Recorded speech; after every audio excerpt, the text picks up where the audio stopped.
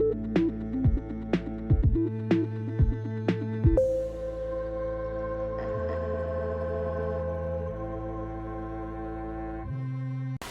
guys, welcome back to Release the Craftin. Priscilla here for day 24 of hashtag Poevember 24. That's Poevember, as in Edgar Allan Poe, if you are just now joining me and wondering what's happening here. That's what we're doing. We're making a bunch of stuff this month. We're making 30 days of cool shit.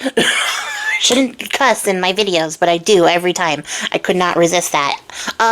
So at any rate... the prompt for day 24 is curtain, and I am making another ATC because I am nothing if not consistent. That's a lie. I am delightfully inconsistent. Welcome to my channel. But we are making ATCs a lot this month, so yeah, that is what it is. And I actually had a lot of fun making this one, even though I completely stumped myself about 2/3 of the way through, because I had a very clear vision in my brain of what I was going to do all the way up until I went to go do it. And then I was like, well,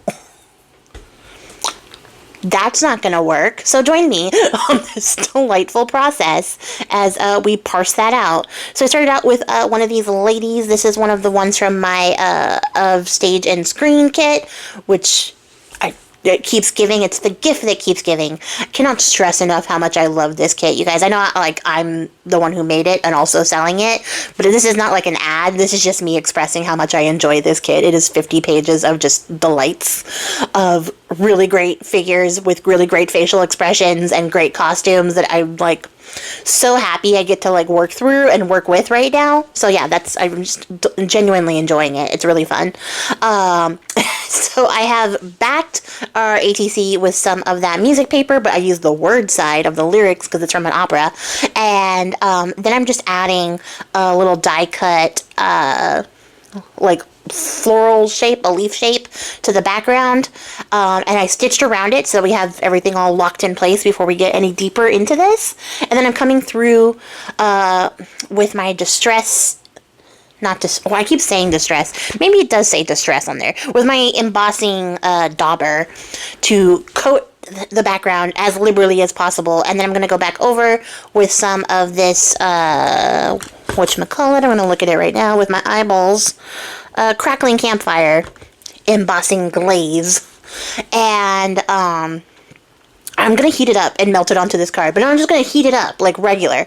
I'm also going to come back through and a little bit overheat it, especially where the leaf is, so that it becomes a little bit more opaque and we get more of that red color on top of the leaf. And yeah, we're just going to have a nice glossy red background for our lady to sit against, because the star of the show is the curtain, not the background. Although I really love this background and would definitely do this particular technique again, because I do really like how it looks, especially with the silhouette of the leaf in the background and the text coming through. I think it looks great.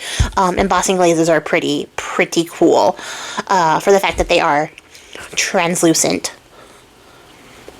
And then, what did I do? I inked it up, of course, because we have to be consistent and I want it to have that nice spooky feel.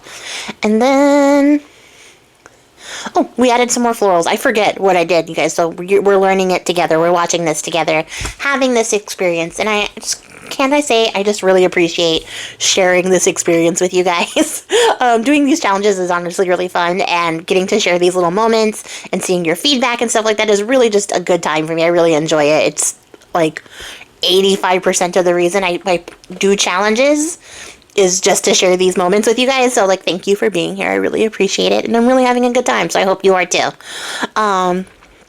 So I did just a little tiny collaged cluster in there with some words and a little key to go with our little word theme there. And then I pulled up this lace, right? Because I was going to make a curtain. And I have a very clear thought in my mind where I was going to put holes in this card, a little cord, I was going to stitch a curtain over it, and then it was going to be able to slide back and forth. It was going to be great, right? That was in my brain. Except that when I picked up this particular piece of lace, I liked how it looked so much that after going through every bit of black lace I had off camera, I did not make you guys watch me do that, I could not release myself from this lace, and if I folded this lace, it would no longer be cute.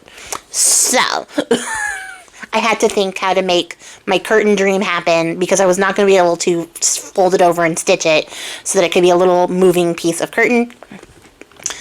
I'm gonna let you guys in on a secret. I did not figure out a way around that. I decided to glue my way through it. So instead of folding it over and stitching it over the little ribbon piece that I was going to like have it slide back and forth on, I just tied the ribbon piece in there as a little bit of like textural element so that we have our little faux curtain rod.